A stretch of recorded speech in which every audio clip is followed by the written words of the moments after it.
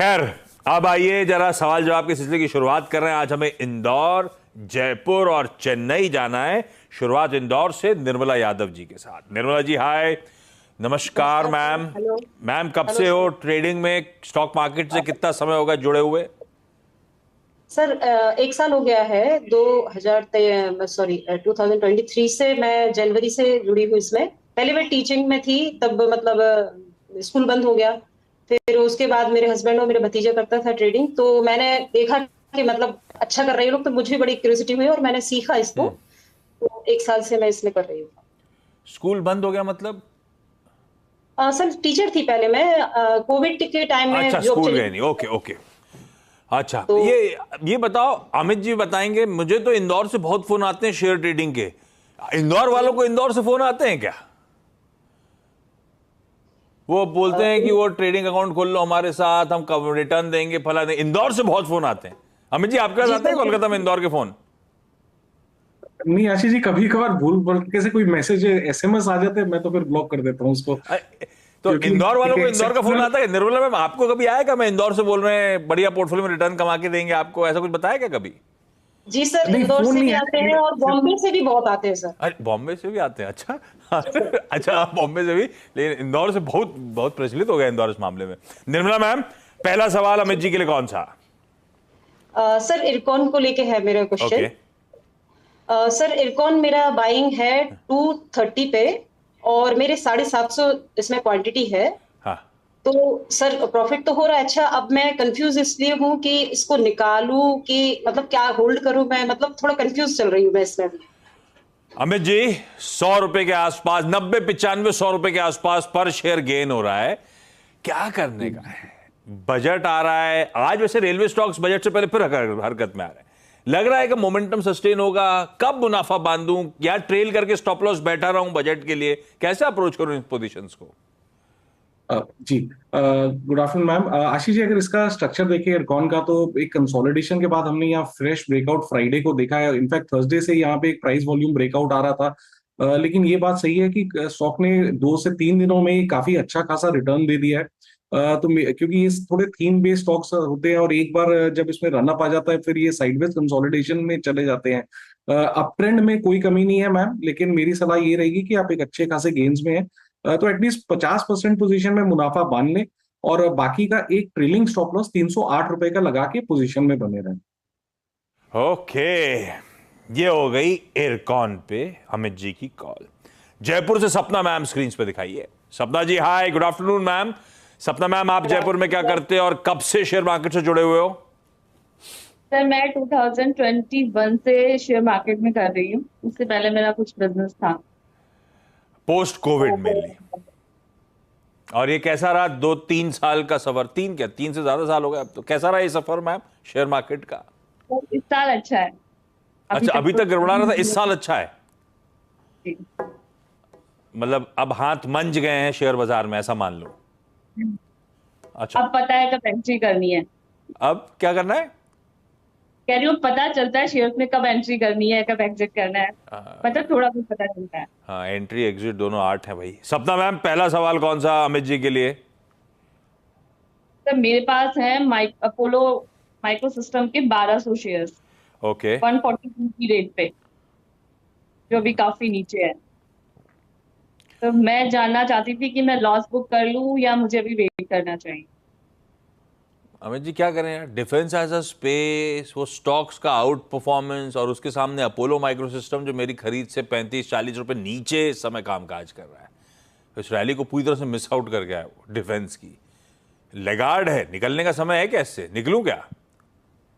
जी, Ashish ji, structure तो positive नहीं है। स्टॉक एकदम 200 डेमा पे रेस्ट कर रहा है, और काफी दिनों से एक साइडवेज कंसोलिडेशन मोड में, मोमेंटम बिल्कुल भी नहीं है यहाँ पे। सपोर्ट की बात करें, अगर 100 रुपए टूटता है तो दिक्कतें बहुत ज्यादा बढ़ जाएंगी। तो जब तक 100 बना हुआ मेंटेन करें, और कोई भी उछाल आए जहां पे आपको लगे कि आपका लॉस कम हो रहा है, तो इसमें से एग्जिट लेने की कोशिश करें। हाँ, एग्जिट लीजिए। कहाँ इसके पीयर्स रिलेटिवली स्ट्रेंथ दिखा रहे हैं और कहाँ ये बड़ा लेगार्ड। मौका देख के निकलना है मैम स्टॉक से। चेन्नई से Roma ji. Roma ma'am hi, good afternoon Roma ma'am. Roma ma'am, आपका पहला सवाल। Sir, I have 905 shares of Happiest Minds at 1052. 1052। और कितना टाइम हुआ रखे हुए? It's been long. Yes, it's been 3 years. Amit ji, एक तरफा मूव, डिजिटल फर्स्ट, और डिजिटल के लिए सब हाथों हाथ खरीद रहे थे स्टॉक को। उसके बाद से लंबा डिसअपॉइंटमेंट, कंसोलिडेशन, और अब तो खैर इस कंपनी खुद प्रमोटर साहब माल छोड़ रहे हैं, तो थोड़ा सा हमारा कॉन्फिडेंस भी हिला हुआ है। क्या करना है? 230 रुपए पर शेयर का लॉस हो रहा है रोमा मैम को। जी आशीष जी, स्ट्रक्चर कंटिन्यूअसली अगर देखा जाए तो 2021 से ही नेगेटिव है, जब स्टॉक ने ऑलमोस्ट 1500 का एक हाई बनाया था, और तब से लेके आज तक जो हम टेक्निकली देखते हैं स्टॉक में लोअर लोज और लोअर हाइज बन रहे हैं। तो ट्रेंड काफी दिनों से नेगेटिव है, और यहाँ पे कोई साइन नहीं है कि एक बेस फॉर्मेशन हो गया है, या फिर कोई लेवल ऑफ कंफर्ट नहीं आ रहा। सारे क्रूशियल मूविंग एवरेजेस के नीचे चल रहा है। अगर 790 टूटता है तो दिक्कतें और बढ़ेंगी। तो मेरी सलाह ये है कि कोई बाउंस आए, जो कि थोड़ा सा मुश्किल लग रहा है, लेकिन अगर आए तो यहाँ से निकलने की कोशिश करनी चाहिए। 790 के नीचे दिक्कतें बहुत ज्यादा बढ़ जाएंगी यहाँ पे। तो अमित जी, दो सवाल। एक तो अगर आईटी, मिड कैप आईटी में ही एक्सपोजर चाहिए, किसी लगार्ड हैप्पीएस्ट माइंड से निकलना है, तो मिड कैप आईटी में कोई अच्छा स्टॉक लग रहा है लॉन्ग टर्म के लिहाज से?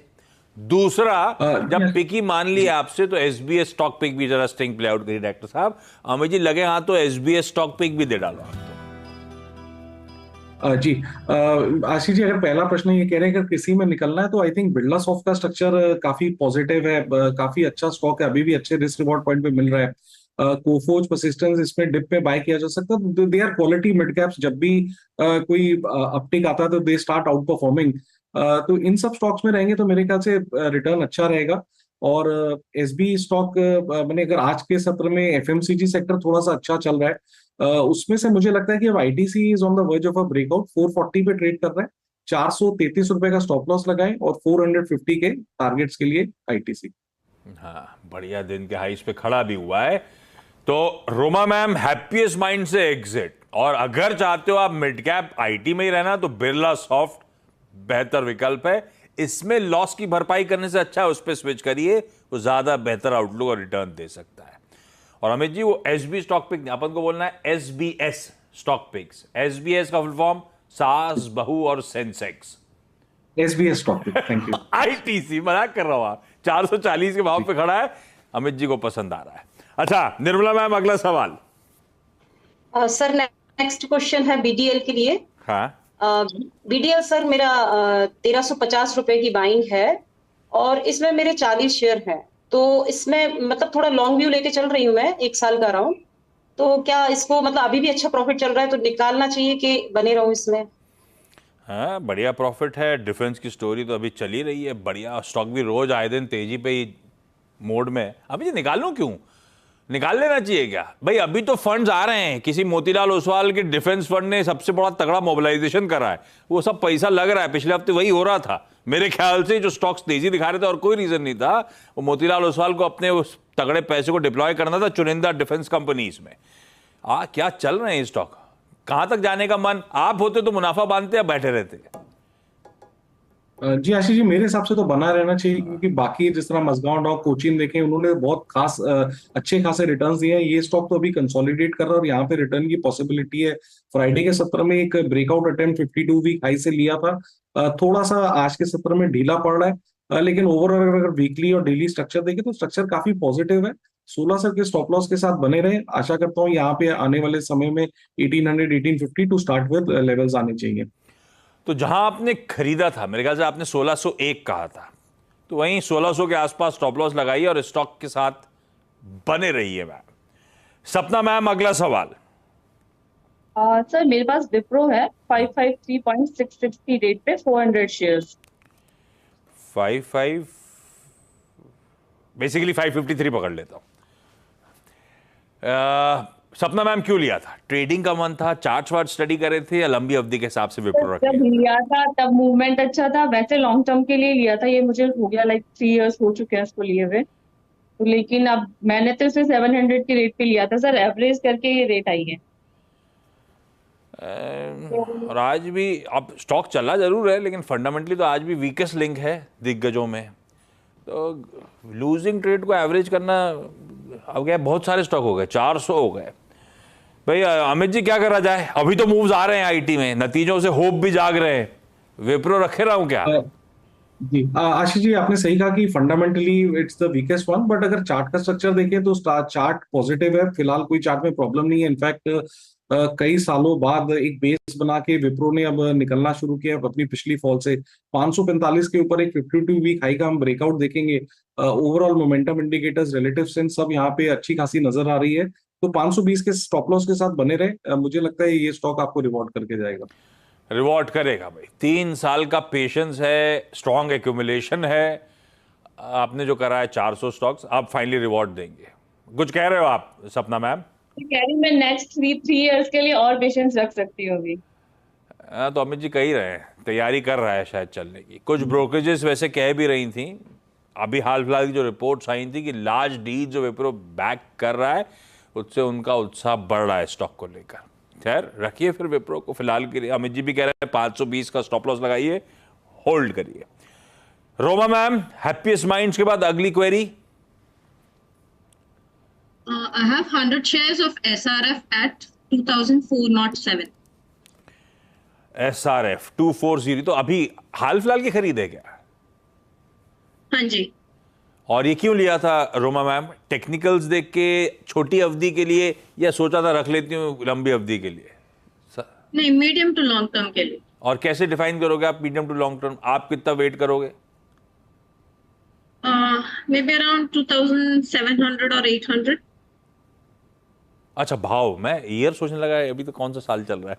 2700 2800 रुपए तक का लक्ष्य लेके बैठी है मैम। ठीक है, ये अप्रोच भी ठीक है भाई। मेरे को ये भाव मिलेगा, निकल जाऊंगा। अमित जी भाव नजर आएगा, और आएगा तो कब तक आएगा? तो कभी ना कभी।